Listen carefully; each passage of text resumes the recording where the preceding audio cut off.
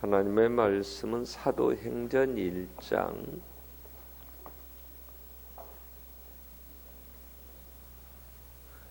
1절로 11절 말씀.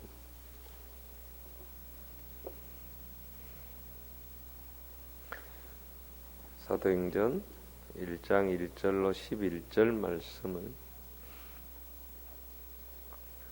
교독하겠습니다. 데오빌로여, 내가 먼저 쓴 글에는 무릇 예수께서 행하시며 가르치시기를 시작하심부터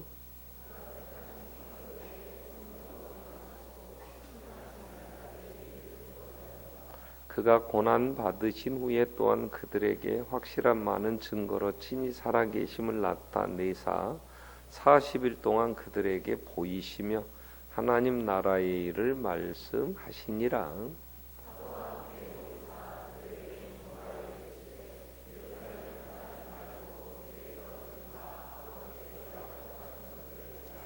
요한은 물로 세례를 베풀었으나 너희는 몇 날이 못되어 성령으로 세례를 받으리라 하셨느니라.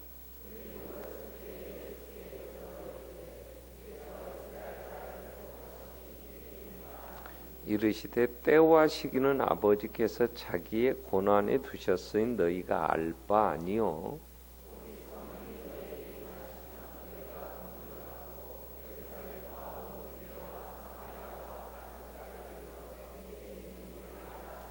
이 말씀을 마치시고 그들이 보는 데서 올려져 가시니 구름이 그를 가리어 보이지 않게 하더라.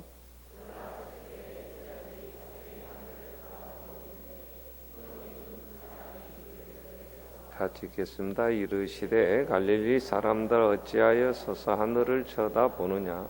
너희 가운데서 하늘로 올려지신 이 예수 하늘로 가심을 본 그대로 오시리라 하였느니라.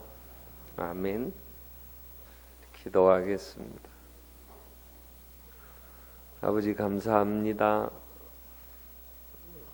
외롭게 어둠에서 방황할 수밖에 없었던 우리들을 사랑해 주셔서 빛으로 오신 주님 비춰주셔서 생명의 길을 걷게 하시고 주님 우리와 함께 하시며 또 친구가 되시며 늘 동행하시고 주님 그 나라에 이르기까지 함께 하시며 인도해 주심을 보게 하셨고 또 믿게 하시며 함께 주님과 걸으며 찬양할 수 있게 해주신 것을 감사합니다. 좋은 친구가 돼 주셔서 늘 위로하시며 우리에게 힘 주셔서 함께 생명의 길 걷게 하시고 주의 나라 확장하는 일에 우리의 힘을 또 우리가 가진 모든 것 사용할 수 있도록 지혜 주시며 함께 주심을 감사합니다. 평생 주님 함께하며 그 주신 위로와 힘으로 사는 식구들 주님과 함께 동행하며 그 나라에 이르기까지 승리할 수 있는 복된 자녀들 되게 하여 주시고 구역과 또 가정에 하나님 사랑 안에서 늘 승리할 수 있도록 더욱 사역의 열매들도 또 기쁨들이 주님 주신 은혜 안에서 승리하는 식구들 되게 하여 주시옵소서. 오늘 또 이번 불러주신 우리 귀한 식구들에게 주님이 다시 오심을 늘 바라보며 또 주님과 이 땅에 성령님 함께 하셔서 우리와 함께 동행하시며 보혜사 되셔서 인도하심을 믿으며 주님 오심을 소망하며 사는 식구들 위로하시며 주신 귀한 삶들을 또 사명을 잘 감당할 수 있도록 우리의 눈을 열어주시며 귀를 열어 듣게 하시며 미련하게 행하는 것이 아니라 지혜롭게 예수의 증인의 삶을 아름답게 살아가는 저희들 되게 하여 주시옵소서. 의지합니다. 악한 것들을 흠터하지 못하게 하시고 성령 온전히 주관하시고 아버지 영광 거두시옵소서. 시간을 복되게 하실 줄 믿사오며 거룩하신 예수님의 이름으로 기도드리옵나이다. 아멘. 우리 예수가 누구시냐는 질문과 함께 우리가 무엇을 믿는가에 대한 부분들을 살핍니다. 지금 그래서 예수는 두 가지, 예수 역사적 예수, 그 예수는 우리의 주가 되십니다. 그리스도이십니다. 이걸 믿는다고 하는 거죠. 우리의 주가 되신다. 그 다음에 우리를 구원하신 우리의 구원자. 그래서 예수는 우리 주 그리스도이심을 믿습니다. 이 고백을 하는 거죠. 그렇다면 어떻게 예수가 주가 되시며 그리스도가 되시냐는 이유에 대해서 이는 동정녀 마리아에게 나셨고 성령으로 잉태, 그래서 동정녀 마리아에게 나시고, 그리고 이제 오셔서 본디오 빌라도에게 고난을 받으시면서 십자가에 죽으셨고, 그래서 우리의 죄를 해결하시면서 그게 인정되어진 건 3일 만에 다시 살아나심으로, 그래서 이제 승천하셔서 하나님 보좌 우편에 우리를 위하여 기도하시다가 다시 오셔서 이제 정리해 주시는 그 구원자. 그렇기 때문에 예수는 우리의 주가 되십니다. 그리스도이십니다. 이걸 우리가 고백하고 그걸 믿는다는 거죠. 자, 이 믿음이 분명하다면 우리는 우리 삶에 있어 많은 삶에 해답이 있어요. 그리고 우리는 분명하게 살아야 될 이유가 있고, 우리는 내가 가는 방향이 분명하기 때문에 이 현실에서 어떻게 대처해야 되느냐 하는 것들이 분명해져요. 그러니까 입술의 고백이 아니라 이제 우리는 이 사실을 분명하게 이루어진다는 사실을 믿고 우리가 거기에 맞춰 사는 거, 이게 지혜죠. 자, 예수님이 다시 오십니다. 아멘. 자, 오셔야 됩니까? 오셔야 돼. 나는 아무리 기도를 해도 해답이 없어. 예수님이 오셔야 돼. 왜? 첫째는 예수님이 오셔서 이제는 이렇게 희미한 게 아니고 정말 우리가 좀 변화돼야 돼. 우리 몸의 구속을 기다려요. 아무리 가르쳐도 변화될 수가 없고 알 수 없는 이 무지한 미련한 인간을 어떻게 해야 되냐. 내가 내 자신을 봐도 이해 안 되는 게 너무 많아요. 모르는 게 너무 많아요. 지금은 얼굴과 얼굴을 대하여 보는 게 아니고 희미해요. 그러니까 좀 그냥 밝기 좀 비춰졌으면 좋겠어요. 그리고 정말 이렇게 살고 싶지는 않아요. 좀 더 사랑이 풍성했으면 좋겠어요. 그런데 그렇게 할 능력이 없어요. 그렇게 할 힘이 없어요. 그리고 몸도 이제 지치니까 아유 이제 그만했으면 좋겠다 싶을 때고, 조금만 해도 오전에 그냥 한 9시부터 12시까지 막 그냥 계속 얘기했더니 점심 먹고 어떻게 피곤한지 난 죽어본 줄 알았어요. 그냥. 아우, 그 몇 시간 하고 또 저녁 예배도 있는데 이 몸의 구속, 정말 어떻게 할 길이 없잖아요. 이 연약함을 예수가 오셔야지. 아멘.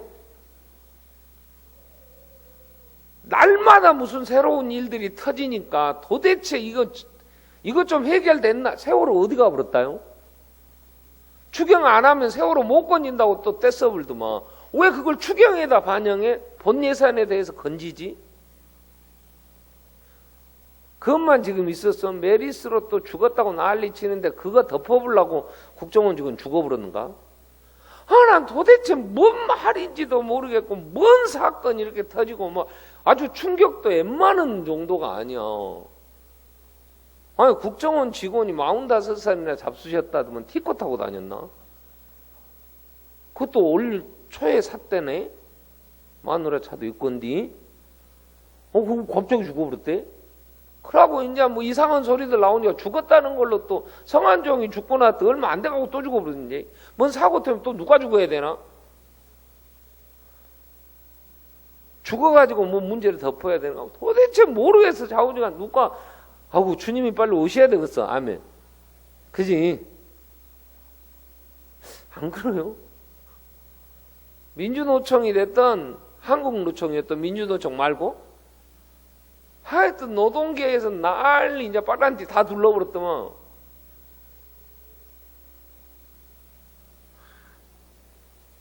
근데 또 잊어버려. 우리는 분명하게 대통령 되기 전 대통령 된다고 뽑아주라고 할 때 두 가지 노동계 절대 마음대로 못 자르게 하겠다고.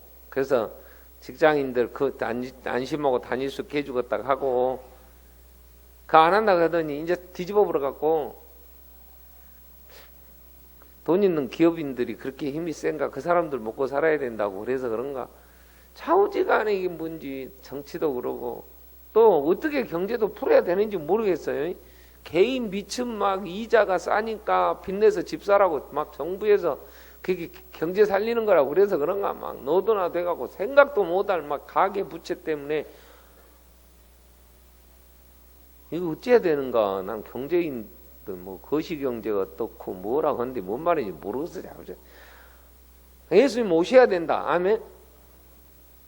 그럼 오셔서 정말 그 나라가 세워져야 된다. 아멘. 그래서 그분이 오시는 때까지가 그분이 오심으로 이제 우리의 주 그리스도로서의 사역이 마무리되어지는 오셔야 된다는 거죠. 그 소망을 가지고 우리는 오늘 또 바라보며 기도하죠. 근데 정말 예수가 오신다. 그럽니까? 예수님 오셔야 우리의 모든 눈에서 눈물이 씻겨지고 참으로 이 모든 아픔과 다시는 사망이 없고 애통할 일이 없는 그 나라 이루어진 다음에 믿는다면 예수님 오시면 나한테 뭐라고 할까? 예수님이 다시 오심을 믿는다면 진짜 예수님이 오신다는 것을 믿는다면 예수님 오실 때 이 세상은 어떻게 됩니까? 이 모든 물질 세계는 뜨거운 불에 다 불어 없어져요. 큰 소리를 내고 떠나가고 전혀 다른 새하늘과 새 땅. 그렇다면 그렇게 애터질 일 아닌데 그죠? 그렇게 아파트 평수 넓히는 일에 막 그냥 애쓸 일 없는데 우리의 관점이 좀 바뀔 거 아닌가요? 하늘로 가셔서 하나님 우편에 계시다가 다시 오실 분은 딱 예수밖에 없습니다. 누가 죽었다가 살아난 사람도 없었을 뿐만 아니라 살아나가지고 하나님 보좌 우편에 앉아있다. 거기서 죽은 자와 산 자를 심판하러 오신다. 그럴 사람 없죠. 예수밖에 없습니다.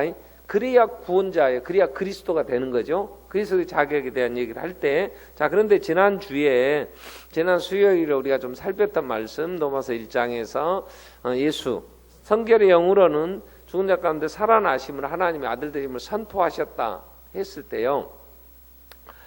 그분이 구약의 모든 성경은요, 다 오셔서 메시아가 하실 일에 대한 예표로 제사 제도라는 게 있어요. 제사 제도라는 게. 그래서 대제사장이 지성소에 이 속죄 사역을 하러 들어가게 되면 그 성전에는 누구도 있어서는 안 돼요. 아무도. 그래서 들어가셔서 갖고 가는 게 대제사장이 뭘 갖고 가냐면 그 피를 가지고 가면서 또 하나 가지고 가는 게 있는데 향로에 찾아봐요. 레이기. 네. 우리가 이 예수님의 그 속죄 사역에 대해서 우리가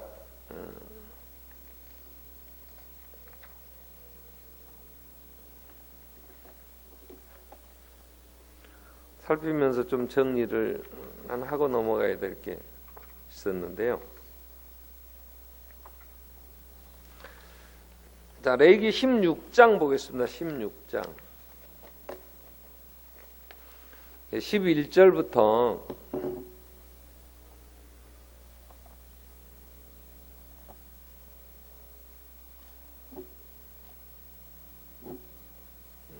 17절까지 우리 같이 한번 볼 텐데요. 아론은 자기를 위한 속죄제의 수송아지를 드리되 자기와 집안을 위하여 속죄하고 자기를 위한 그 속죄제 수송아지를 잡고 그 다음에 향로를 가져다가 여호와 앞 제단 위에서 그 성전 앞에 있는 번제단입니다. 번제단 위에서 피운 여기 번제단에는 늘 제물을 태워야 되니까 불이 꺼지지 않죠. 거기서 제단에서 피운 불을 그것에 채우고 향로에다 불 채워 또 곱게 간 향기로운 향을 두 손에 채워가지고 휘장 안으로 들어가서 여호와 앞에서 분향하여 향연으로 증거계의 속죄소를 가리게 할지니 그리하면 그가 죽지 아니할 것이며 그는 또 수송아지 피를 가져다가 손가락으로 속죄소 동쪽에 뿌리고 또 손가락으로 그 피를 속죄소 앞에 7번 뿌릴 것이며 또 백성을 위하여 속죄제 염소를 잡아 그 피를 가지고 휘장 안에 들어가서 그 수송아지 피로 행한 같이 그 피를 위하여 그 피로 행하여 속죄소 위와 속죄소 앞에 뿌릴지니 곧 이스라엘 자손의 부정과 그들이 범한 모든 죄로 말미암아 지성소를 위하여 속죄하고 또 그들의 부정한 중에 중에 있는 해막을 위하여 그같이 할 것이요 그가 지성소의 속죄로 들어가서 자기와 그의 집안과 이스라엘 온 회중을 위하여 속죄하고 나오기까지는 누구든지 해막에 있지 못할 것이다. 그렇게 정리를 해요. 자, 이건 대속죄일에 이제 대제사장이 하나님 앞에 죄를 사해 주는 이제 제사를 지내는 거예요. 자, 근데 이 제사의 원래의 실체는 예수 그리스도의 그리스도가 죽으심에 대한 것을 이렇게 보여주는 것이었어요. 그러니까 여기서 얘기하는 그래서 히브리서는 이렇게 표현합니다. 히브리서 이제 그걸 이 레위기를 좀 기억하고 얼마나 남아 있을지 모르겠지만 이 히브리서 9장으로 가겠습니다.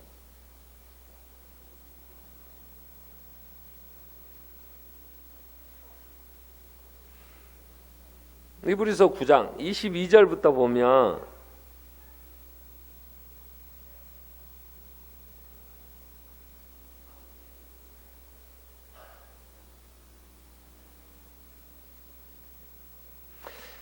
히브리서 9장 22절부터 보면 율법을 따라 그의 모든 물건이 피로써 정결케 되냐 피 흘림이 없은즉 뭐가 없다?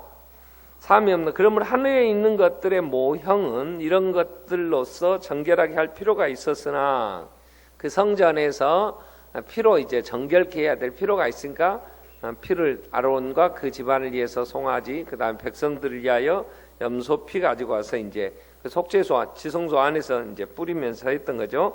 자, 정결케 할 필요가 있었으나 하늘에 있는 그것들은 이런 것들보다 더 좋은 재료로 제물로 할지니라 그러세요. 그래서 그리스도께서는 참것의 그림자인 손으로 만든 성소에 들어가지 아니하시고 바로 그 하늘에 들어가사 이제 우리를 위하여 하나님 앞에 나타나시고 제사장이 해마다 다른 것의 피로써 성소에 들어간 같이 자주 자기를 드리려 아니하실지니 그리하면 그가 세상의 창조도 자주 고난을 받았어야 할 것이로도 이제 자기를 단번에 제물로 드려 죄를 없이 하시려고 세상 끝에 나타나셨느니라 그랬어요.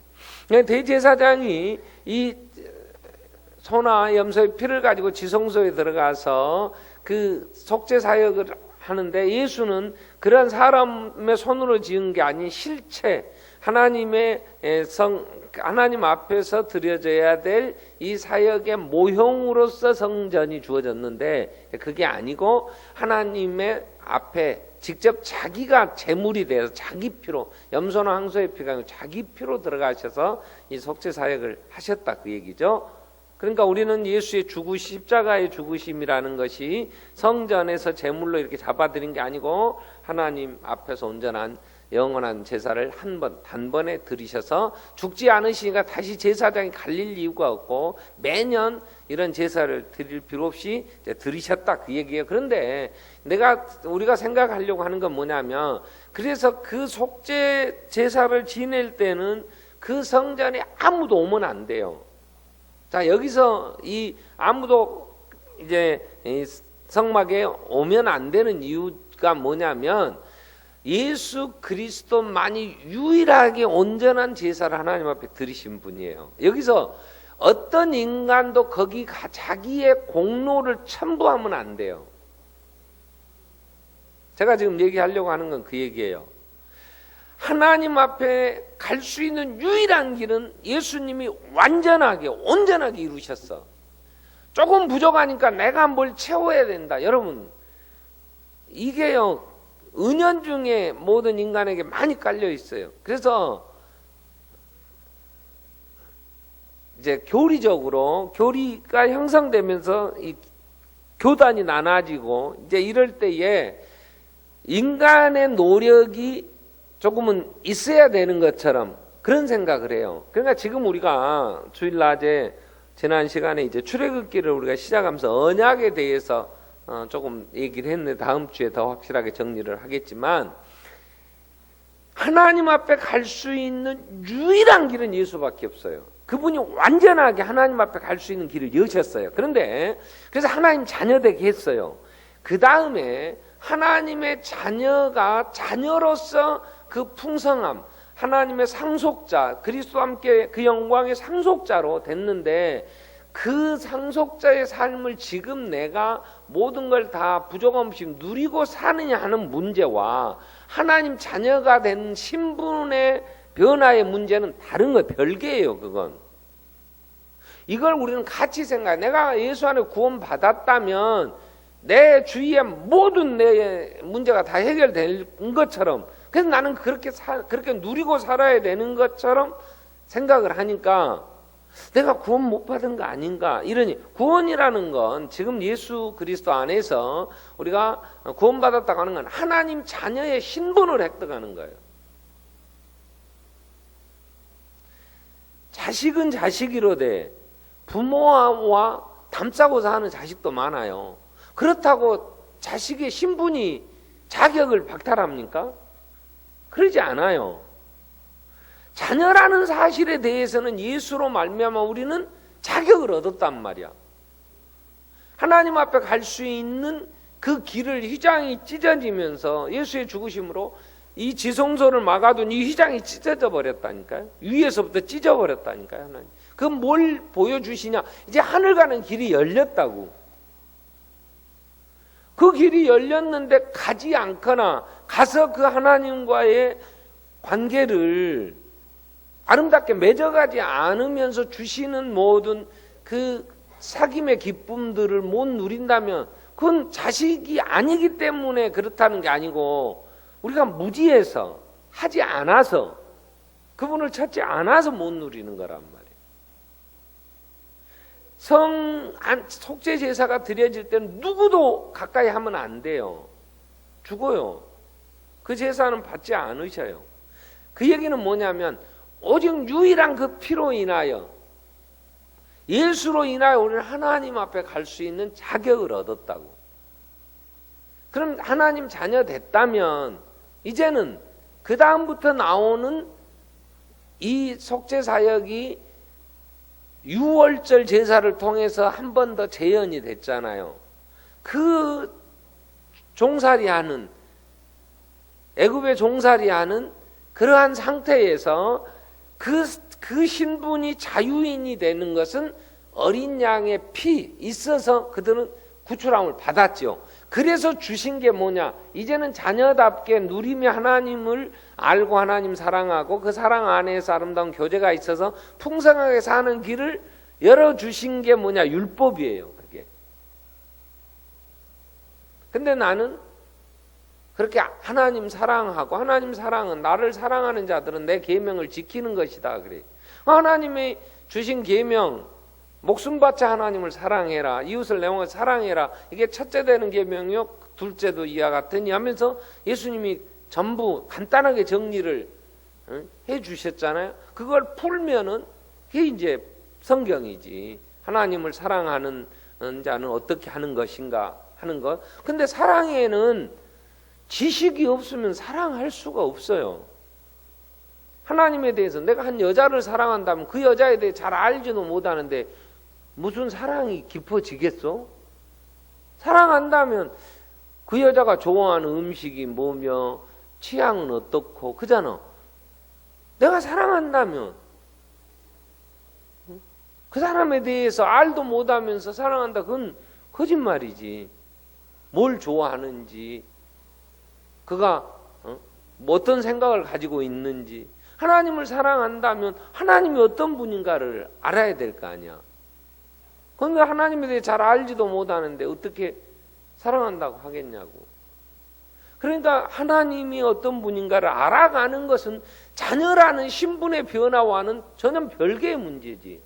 그것까지 결부해서 내가 예수 안에서 나는 구원받았다, 그러니까 뭐 나는 아주 개떡까지 살고 지 마음대로 하는데 세상 모든 사람이 다 자기를 사랑해 주기를 바라고 한다면 그건 하나님의 공의와 정의에서 배치되는 거예요. 자녀라면 네가 이제 내가 거룩하니 너희도 거룩해라 하면서 하나님이 쭉 주신 말씀들이 있잖아요.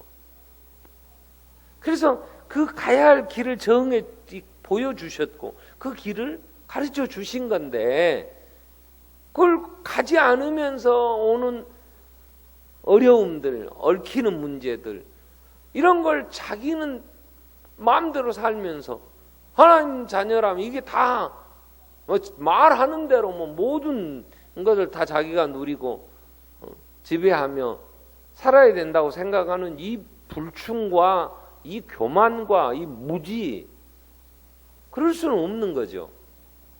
하나님의 나라를 우리는 분명하게 이해해야 될 것은 영접하는 자, 그 이름을 믿는 자들에게는 하나님의 자녀가 되는 권세를 주셨어요. 이는 혈통이나 육정으로 난 게 하나님의 뜻을 난 거예요. 그렇다고 다 내 이 땅에 살면서 다 문제가 되냐? 해결됐냐? 해결의 길은 있죠. 그분 앞에 담대하게 나아가야 되잖아. 때를 따라 돕는 은혜를 얻기 위하여 날마다 그분 앞에 더 겸손히 내 삶을 내어놓고, 악인은 그 생각을 버리고 돌아오라 그러거든요. 여전히 거기서 휩쓸리고 살면서 오염되고 물들어가지고 그러면서 인간과의 관계에 갈등 일으키고 욕심에 끌려서 거짓말하다가 남들에게 신용 다 잃어버리고 그 다음에는 도와달라고 해도 도와줄 자가 없고 그럴 때 신용을 잃어버린 것은요, 아무리 기도해도 신용 회복 안 돼요. 돈 갚아야 회복되지. 인간의 기억이 한번 저건 못 믿을 인간, 그런 건요, 하나님 앞에 아무리 기도해도 하나님은 그 기억, 남의 기억을 안 바꿔주십니다.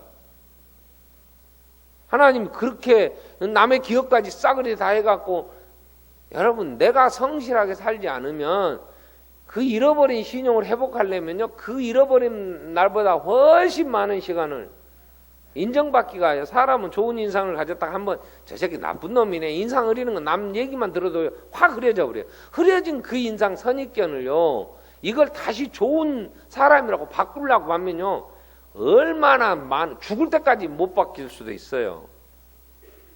그렇게 된 걸 가지고 하나님이 나를 구원 안 하셨으니까 그렇지 않단 말이에요. 여기서 우리는 정리를 잘해야 돼요. 또 하나, 제일 또 빠지기 쉬운 게 뭐냐면 향이에요. 향.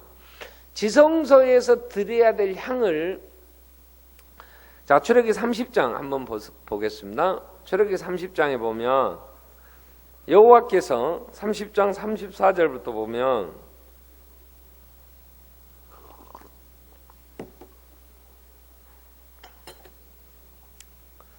여호와께서 모세에게 이르시되 너는 소합향과 나가미 향과 풍자 향의 향품을 가져다가 그 향품을 유향에 섞되 각기 같은 분량으로 하고 그것으로 향을 만들되 향 만드는 법대로 만들고 그것에 소금을 쳐서 성결하게 하고 그 향 얼마를 곱게 찌어 내가 너와 만날 해마가 안 증거기 앞에 두라. 이 향은 너희에게 지극히 거룩하니라. 아니라 내가 여호와를 위하여 만들 향은 거룩한 것이니 너희를 위하여는 그 방법대로 만들지 말라. 냄새를 맡으려고 이 같은 것을 만드는 모든 자는 그 백성 중에서 뭐한다? 백성 중 끊어진다. 자, 하나님 앞에 드려질 이 대속죄일에 드려지는 이 향으로 그 하나님의 임재를 상징하는 그 지성을 가득히 차서 향으로 채우라는 게 잘 안 보여. 제사장, 대제사장도. 근데 그 향을 만드는 법에 대해서 소합향, 나감향, 풍자향, 이게 뭐냐? 알 필요 없어. 알면 또 욕심 생겨. 나도 그런 향 한번 맡아볼까? 그런 짓거리 하지 마라 그 말이요. 그래서 헐라고도 생각하지 고 만들지도 마라. 만약 너를 위해 만들면 콧구멍 빵꾸 나갖고 죽어. 어떻게 죽을지 모르겠어. 근데 인간은요, 왜 이 얘기를 하실까, 하나님이? 인간은 지금 하나님 대접 받고 싶은 거예요. 이런 짓거리를 하는 사람들이 있다고. 그러니까 하지 마라고 하나님 이렇게 경고를 하시는 거예요. 제가 이 성경을 읽을 때마다, 여러분 이제 우리 출애굽기서를 읽으니까 이번 주일날 출애굽기의 이치라든가 그 내용이라든가 의미들을 조금 얘기는 하겠지만, 우리가 이 하나님이 성전을 만들 때라든가 성전에서 행해지는 제사장들에 대하여 입을 옷이라든가, 그리고 제사를 지낼 때에 쓰는 이 진설병이나 또 떡 만들고 이런 향, 이 얘기를 이렇게 쭉 세밀하게 해주시면서 하나님을만을 위하여 하는 이거, 인간이 자기를 위해 하지 말라는 거예요. 만들지 말라는 거예요. 여러분, 우리는 모든 영광 주님 받으셔야 돼요. 근데 우리가 뭘 봉사하거나 뭘 하면 지가 영광을 받으려고 하는 게 굉장히 많아요. 인간은요, 이 교만과 욕심은요, 아담이 하나님 되겠다고 마귀가 살살 꼬일 때 너 그거 먹으면 네가 하나님 된단 말이야. 눈도 밝아지고 네가 결정할 수 있어. 선악의 기준을 네가 정하고. 그러면서 그 유혹에 빠져서 인간의 교만과 그 욕심을 부추길 때 그렇게 되고 싶으니까, 뭐한 대통령이 무슨 뭐 신성 불가침입니까? 돈 있으면 뭐 다 할 수 있어요? 뭐 기업 재벌들은 뭐 기업의 총수들은 잘못했는데 왜 제대로 벌을 안 받는 거예요? 그 돈 가지면 뭐 세상 모든 거 뭐 다 할 수 있다고 생각해요?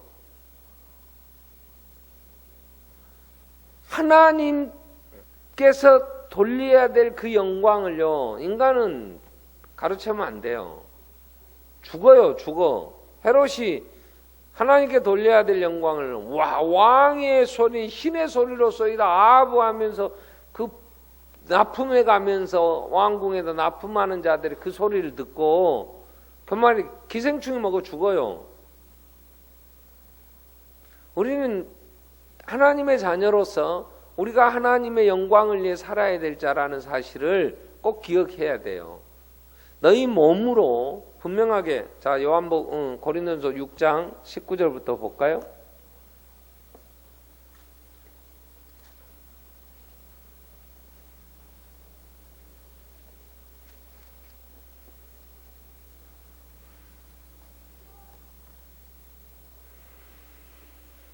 고린도전서 6장 19절 20절, 너희 몸은 너희가 하나님께로부터 받은 바 너희 가운데 계신 성령의 전인 줄 알지 못하느냐. 너희는 너희 자신의 것이 아니라 값으로 산 것이 되었으니. 값으로 샀다 그러면 이제 예수가 나를 피로 값주고 샀어. 그래서 예수가 뭐라고 우리가 고백해요? 내 주, 내 주인이십니다. 그러죠. 그런즉 너희 몸으로 어떻게 하라고? 주인께 영광을 돌려라. 그러면 우리 몸으로 드리려면 내가 뭘 하든지 하나님의 영광이 되게 해야 되는 거야. 내가 뭘 하든지 내가 영광을 받고 내 이름을 내고 내가 대접하고 내가 그럴듯하게 드러나고, 교회 봉사를 하면서 했는데 왜 나한테 그러세요 하고, 이 봉사하고 짜증나는 것은요, 빨리 회개해야 돼요. 종놈이 기껏 일했으면 집에 들어왔더니 주인이 야 수고했다, 너 앉아서 밥 먹어라, 주인이 밥 안 차려준다고 입 대빨같이 나면 그건 종놈이 아니지. 하루 종일 뜨거운 대학교 때 삼복대에 가서 일하고 왔더니 주인이 선풍기 밑에서 알랑거리고 모시까지 입어놓고 발은 물에 담궈놓고 야야 밥 차려야 그래. 꼬라지가 나갖고 이 연벽 개새끼 이렇게 더운데 밥이나 좀 준비해놓지 저만 처먹고 한다고 그러면 돼요? 주인이 예 주인님 가서 열심히 거기 가서 그 목욕도 못하고 씻도 못하고 밥 차려 드리고 그 옆에서 수건 받쳐 들고 많이 드세요 주인님. 그리고 주인님이 다 드시면 그거 물려내면서 마땅히 종이 행한 것 뿐이죠. 뭘 거기서 그게 종의 자세라고 예수님이 얘기를 해 주셨어요. 입 대빨만큼 나가고 뭐 좀 했는데 안 알아준다고 교회에서 뭐 이런 게 있냐고 그러면서 하기 시작하면요, 대책 없어요. 그러니까 교회에서는 끝나고 나면 여름 수련회 끝나면 각부 교사들 밥이라도 사줘야 되고 이제 막 뭐 좀 해서 수고했다고 막 그러고 안 하면은 내가 한가 봐라 이제 내가 뭐 그러면 이건요 복잡한 얘기예요. 근데 사람 비율을 맞추느라고요 교회들이 그러지 뭐 격려하고 서로 수고했다고 뭐 그것까지 하지 마라 그 말이 아니에요. 그게 은연중에 자기의 공로를 내세우면서 그러면서 그 영광을 내가 받고 싶은 욕심이, 왜 하나님이 이 향을 너는 만들도 말고 이 향을 맡으려고 하지 마라.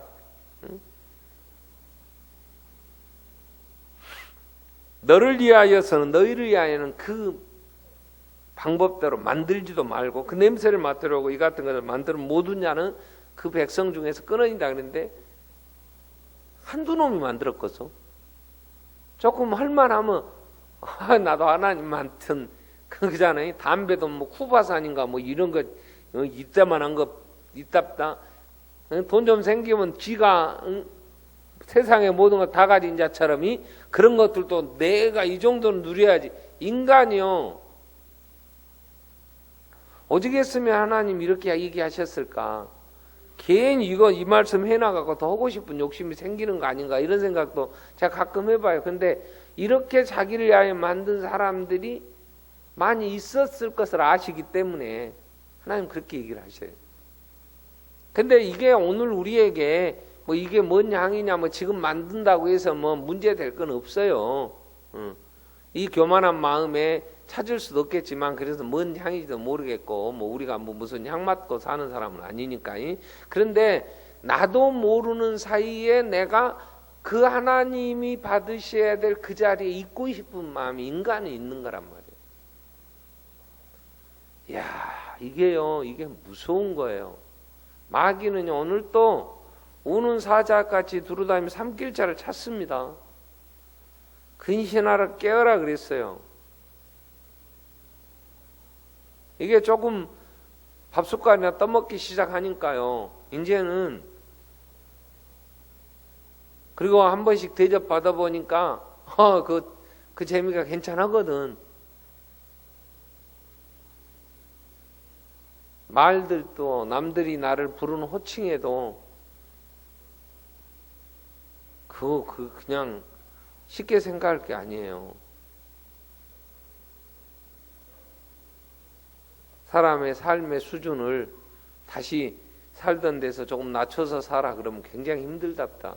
처음부터 그러면 문제가 안 되는데, 그렇게 살던 사람이 그걸 이제 그 수준에서 내려와야 될 때 굉장히 힘들다 그래. 근데 우리는 인간이 조금씩 교만해지기 시작하면,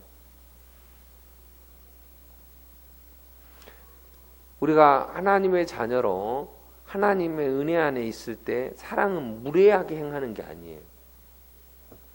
분명하게 우리는 서야 할 자리가 있어요. 이거 안다는 거요. 이건 하나님의 정말 주신 큰 은혜여야 하기 때문에 날마다 이 부분을 기도해야 돼. 마음이 교만하지 않도록. 예수님은 분명하게 나는 마음이 온유하고 겸손하다 그래요. 내 멍에를 메고 내게 배우라.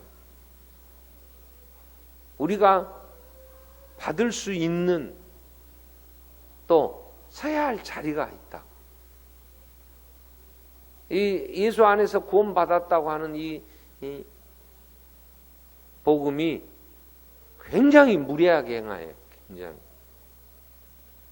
그리고 인간의 교만과 무지에서 오는 이 마귀의 게임에 빠져서 이렇게 허우적거리는 게 너무 많다. 자, 다시 주님 오신다고 하실 때 과연 우리는 내 자리가 어딜까? 분명하게 주님이 다시 오신다면 우리는 그 신부로 아름답게 서야 되는데, 다시 오실 주님, 그리스도의 자격, 자, 다시 오셔서 정리하셔야 돼요. 이러한 나라는, 이러한 지금 우리가 살고 있는 이 세상은 천국은 될 수 없어요. 하나님 나라일 수 없어요. 구성원 자체부터가 온전하지 못해요. 그리고 모든 조건이, 이건 더 이상 살 수 없는 세상이 돼가는 거예요. 그렇기 때문에 새로운 새하늘과 새 땅을 이루셔요. 그 소망 가운데 있다면 우리는 없어질 세상 끝에 그렇게 연연한다는 거 미련한 거잖아요. 어떻게 이루어질지 우리는 알 수 없으나 분명하게 다시 오실 주님을 바라보고 우리는 이 땅에서 사는 날 동안, 오늘 사도행전에서는 이렇게 정리합니다. 자, 죽으셨어요. 부활하셨어요. 그리고 이제 성천하세요.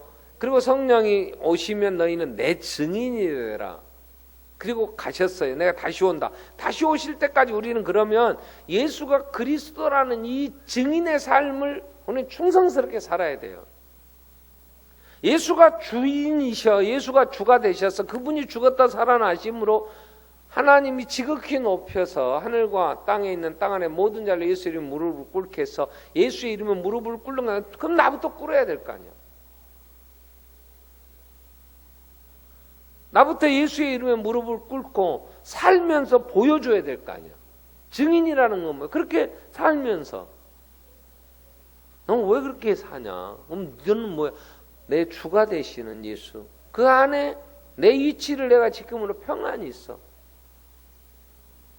바울은 그렇게 봉사하면서 고린도후서에서 계속 얘기하는 4장 5절에서도 우리가 전파하는 것은 예수가 주되심, 우리는 예수를 위하여 너희 종된 것을 전파한다.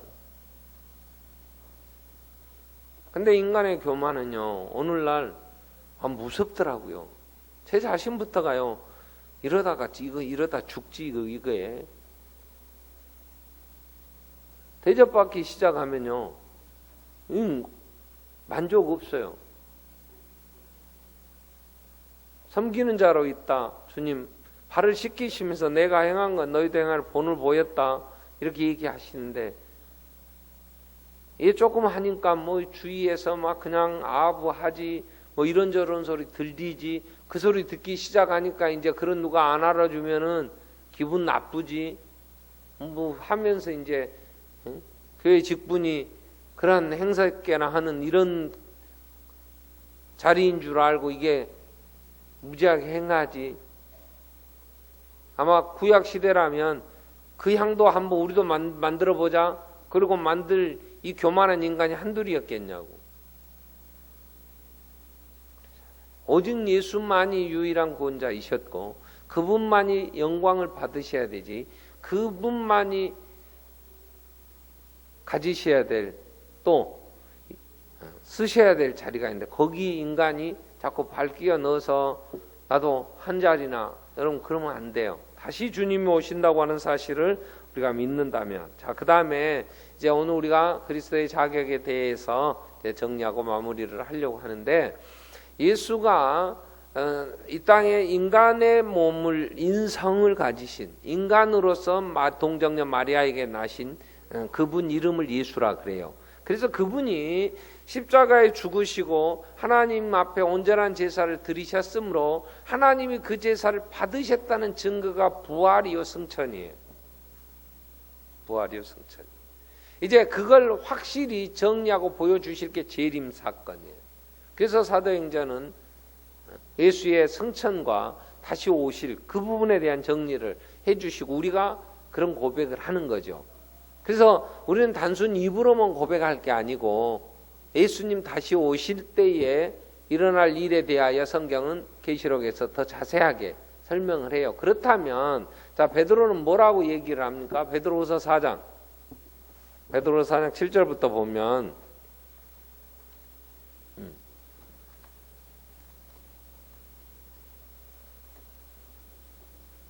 베드로후서 3장 8절부터 보면요.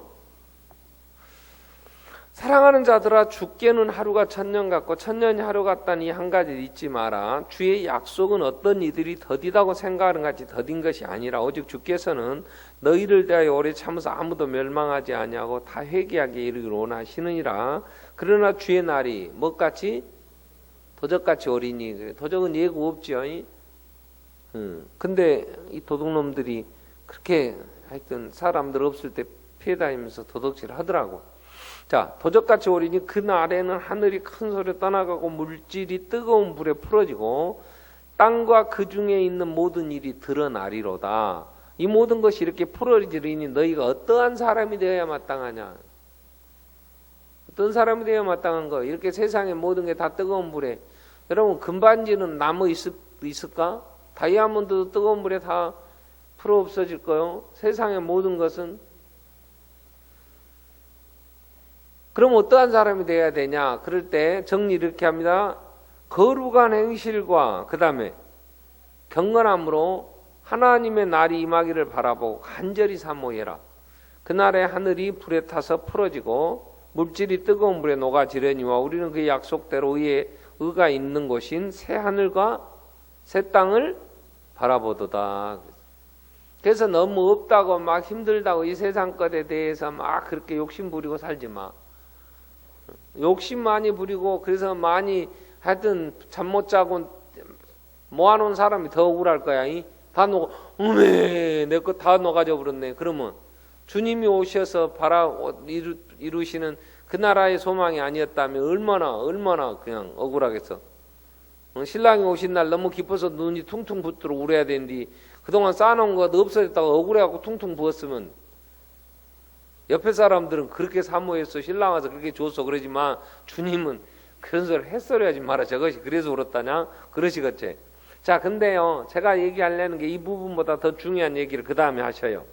14절 보면 그러므로 사랑하는 자들아 너희가 이것을 바라보나니 주 앞에 이걸 바라보나니만은 주님이 다시 오심을 바라보는 거예요. 재림신앙을 가지고. 근데 주 앞에서 점도 없고 흠도 없이 평강과 나타나기를 힘쓰라. 신랑이 이제 신랑 입장 했으니까 신부 입장할 때 홀랑 벗고 가지 말고 세마포도 단장하고 가야지. 그래서 요한계시록 19장은 7절부터 보면 성도들의 세마포는 아름다운 세마포는 성도들 옳은 행실이라 그래요. 그러니까 그렇게 살아야 되는데 15절에 또 우리 주의 오래 참으심이 구원이 될 줄로 여기라. 우리가 사랑하는 형제 바울도 그 받은 지혜들은 너희에게 이같이 썼고 또 그 모든 편지에도 바울이 쓴 편지 이런 일에 관하 이런 일이라는 말 예수의 재림에 관한 일이에요. 이런 일에 관하여 말하였는데 그 중에 알기 어려운 것이 덜어 있으니 무식한 자들과 굳세지 못한 자들이 다른 성경에 그것도 억지로 풀다가 스스로 멸망에 이르렀느니라 그랬어요. 그러니까 사람들이 이단들이 주로 어디에서 어떤 문제를 갖고 나오느냐 이 문제 갖고 나와요. 예수의 계시록 요한계시록 신천지가 더군다나 구원 우리나라의 이단들은요 저 거의 다 대부분이 요한계시록 갖고 나와요. 이 선조가 박태선부터 시작해서 거기서 이제 이만희가 죽으면요 신천지로 안 나오고 몰라 헌천지로 나올란가 구천지로 나올란가 이름은 바꿔도 그놈들이 또 찢어 나눠먹고 또 나오요. 그때 나오는 놈들이 배운 것이 그것밖에 또 요한계시록 강에 뭐 해갖고 요한계시록 공부하자고 이러고 나와요. 저는 하지 말라는 게 아니에요. 저도 요한계시록 우리 교회에서 몇 번 했었어요. 1장부터 쭉 정리해서 21장까지 정리를 잘 몇 번이나 했는데 요한계시록이나 뭐 꿈을 꿨더니 뭐 조금 이런 얘기 나오면서 무식하고 굳세지 못한 자, 잘 모르고 믿음에 견고하게 서 있지 않는 자들이 미혹을 받습니다. 그래가지고 하면요 왜 더 분명하게 하나님 말씀 밝히 보여주시는 말씀 안에서 아니 내가 하나님의 자녀되고 주님 다시 오심을 준비하면 주님 만날 수 있는 길을 더 분명하게 다 말씀해 줬는데 뭐가 부족해서 그렇게 빠져가냐고. 하나님의 자녀라는 거 예수님의 죽으심과 부활을 통하여 우리의 구원자이심을 분명하게 자격을 획득하시고 이루셔서 예수 믿고 간다는 사실에 대해서 뭐 부족합니까? 자, 그 다음에 예수 다시 오실 때까지 증인의 삶을 살다가 그분이 오셔서 가자 그러면 갈 건데 그 이상 뭐가 더 필요해요? 그래도 내가 어떻게 사는 게 뭘 문제 욕심 부리지 마라 그랬잖아. 모이기를 힘쓰고 제발 거짓말 좀 하지 말고 여름 성경학교 때 수박이라도 좀 사들고 오고 성경 그랬어 안 그랬어? 기껏 하도 하는 것들이 뭐 요한계시록 공부하러 간다고 가갖고 뭔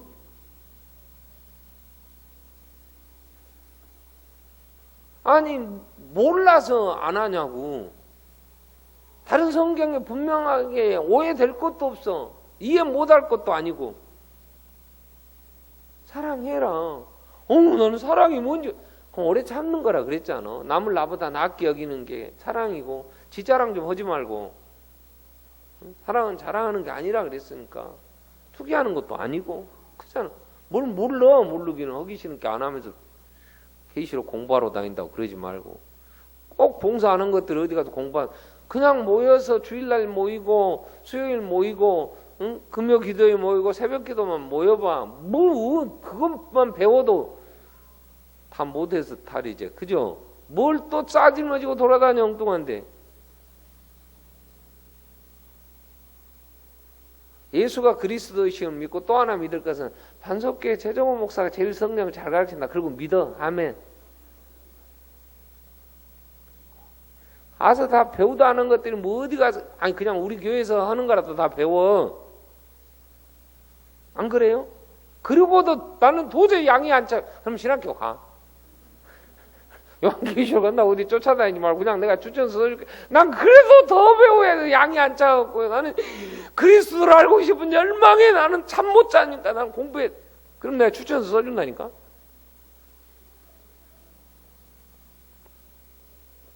마지막 때를 사는 것 중에 경고하는 게 뭐냐면, 이 바울도 이 부분에 대해 썼는데 다른 때는요, 예수님이 오셔서 다 이루신 예수의 오심에 대하여는 무식하다, 굳세지 못한 자다, 억지도 불러 이런 말 안 해요. 그건 왜 밝히 다 드러난 일이기 때문에. 데오빌로 가까이 내가 예수가 오셔서 그분이 죽으시고 살아나셔 40일 만에 부활하셨고, 부활하고 40일 동안 살아계시며 그걸 증명하셨고 승천하신 일에 대하여 내가 누가복음에 썼고, 자세히 미루어 살핀 나도 다른 사람들도 썼고, 그런 것은 뭐 밝히 다 적었다 그 말이에요. 우리가 알아야 될 것들은 그 후에 다시 오심에 대하여는 때는 모릅니다. 이건 예수님도 물어보니까 때와 기한은 아버지께서 정하신 것이고 너희 알 바 아니고 너희는 성령이 오시면 능력을 받고 내 증인이 되리라. 그리하면 내가 와서 다 데려간다 그랬거든. 근데 다시 오실 때에 뭐 어디로 오시냐, 용문산으로 오시냐, 무슨 어등산으로 오시냐. 예루살렘에 가면 신들러 리스트라는 영화에도 나오죠. 그 예루살렘 가보면요, 그 겟세마네 동산 그 옆에요 무덤이 겁나게 많아요. 왜 그러냐 그럴 때 부활할 때 예수님이 그리 오신다고 그랬으니까 그리 오시면 부활할 때 먼저 일어나고 예수님 빨리 맞이한다고 전 세계에서 죽으면 시신걸 그리 왔다네. 그래 거기면 더 빠를 수도 있지 뭐 아니라고 하겠어. 많은 하여튼 이상한 짓거리들 그냥 사랑하세요. 아멘. 수박 사각과꽁이 여름 성경 건너니까 다음 주부터 애기들도 있고 근데 좀 봉사하라고 했으면 그게 주님이 내게 베푸신 은혜 앞에 내가 합당하게 사랑해서 말과 해로만 사랑하지 말고 행함과 진실함으로 하라 그랬죠. 아멘.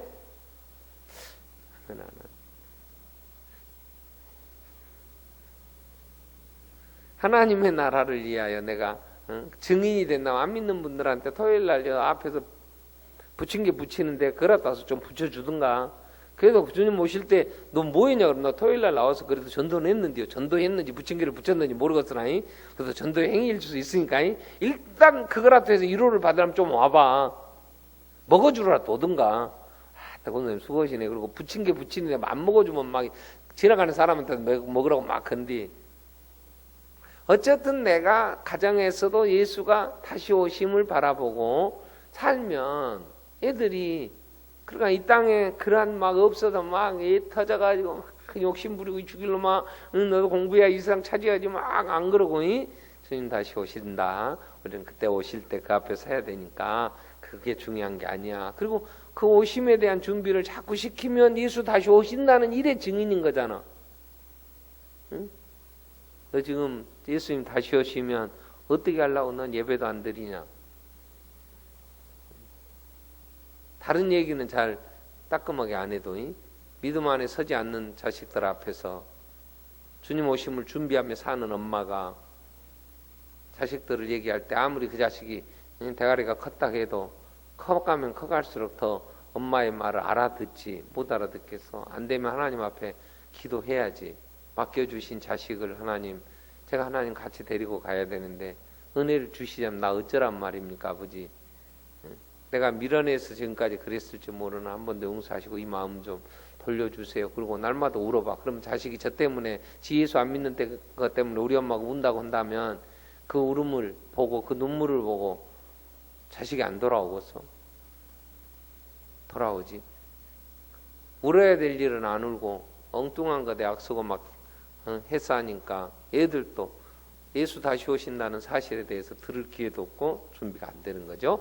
자, 우리가 신앙 고백을 한다고 할 때는 내가 믿는 건데 입술로 고백하면 하나님이 외식되고 이선된 것에 대해서 굉장히 역겨워하십니다.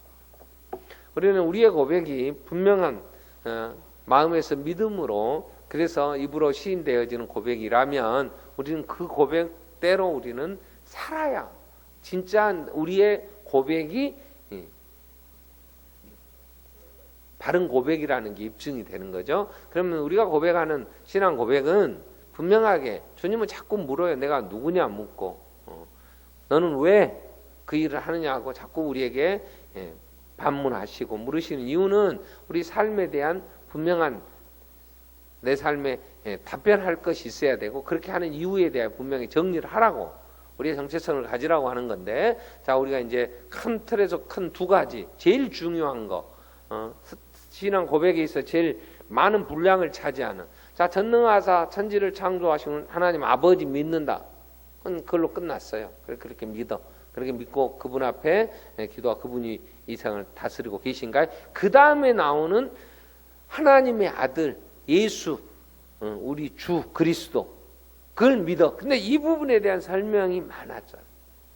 그 부분에 대한 거. 그러면 이제 그 다음에는 성령을 믿습니다. 그 다음에 우리가 성도의 교회, 교통하는 것. 그 다음에 이제 죽었다가 다시 사는, 영원히 사는 걸 믿습니다. 그러면 우리의 신앙 고백하는, 우리의 믿음의 모든 이제 내용들이 거의 끝나잖아요. 그러니까 예수가 그리스도라는 건요, 여기에서 모든 이단이 생기고 여기서 모든 문제가 생기니까 이 부분에 대한 정리를 하는 거예요. 우리는 예수의 그 자리를 넘보려고 하죠. 구약에서 그 냄새 맡는 거, 향도 자기들 위해 만들지 마라, 냄새 맡지 마라, 죽는다, 다 죽인다 그러셨잖아요.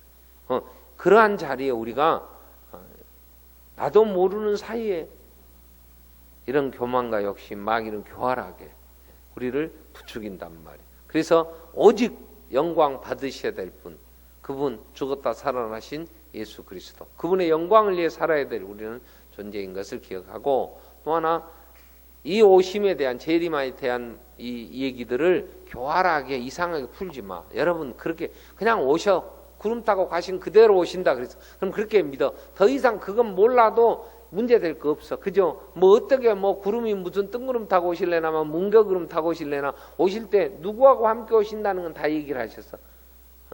천사장의 나팔 소리용 소리에 오실 때 밑에 데살로니가서 4장에 보면 먼저 죽었던 사람들이 먼저 일어나 다 부활해서 올라가고, 살아서 예수님 오실 때 살아있는 성도들은 호련히 변화돼 가고, 그 다음에 멸망당할 자들이 일어나서, 그래서 그러한 얘기들을 정리해 놓으셨어, 말씀으로. 그리고 그 외에 다른 것은 그렇게 안 알아도 전혀 한 주님 따라가서 공중에 혼인잔치에 참여하고 천국 가는데 전혀 지장 없어. 그건 모른다고 해도 그건 우리 그렇게 중요치 않아. 괜히 억지로 막 풀려고 하지. 그런 부분에 대한 뭘 모르고 뭐 하니까 더 분명하게 얘기한 거라도 더 배워서 내가 어떻게 이 주님 다 오실 때에 이 삶을 살아야 될 것인가에 대한 정리하고, 그리고 훈련해서 사랑으로 섬기고 실천하는 일에 우리가 더 힘써야지, 괜히 그거 하기 싫으니까 엉뚱한 핑계 대고 뭐 이상한 소리 하면 안 된다. 우리 기도하겠습니다. 한번 기도할 텐데, 이제 다시 오실 주님 앞에 신부로 내가 서야 하는데, 내가 그 모든 권세를 가지고 산자와 죽은 심판하러 오실 예수 그리스도의 신부로 그 앞에 서야 하는데, 우리가 초라한 모습으로 설 수는 없죠. 잘 단장하고 깨끗한 세마포스로 단장하고 주님 우리 부르심에 나갈 수 있게 해주십시오. 기도하고 사랑으로 섬기며 종노릇하는, 참으로 우리가 서야 할 자리, 하나님의 영광을 가로채는 게 아니고 주의 영광 위에서 살아야 되는 존재인 걸 기억하면서 우리 몸으로 거룩한 산제사, 주님 기뻐하시는 정말 하나님의 영광을 위해 살 수 있게 해주십시오. 같이 한번 통성으로 기도하겠습니다. 살아계신 하나님 아버지,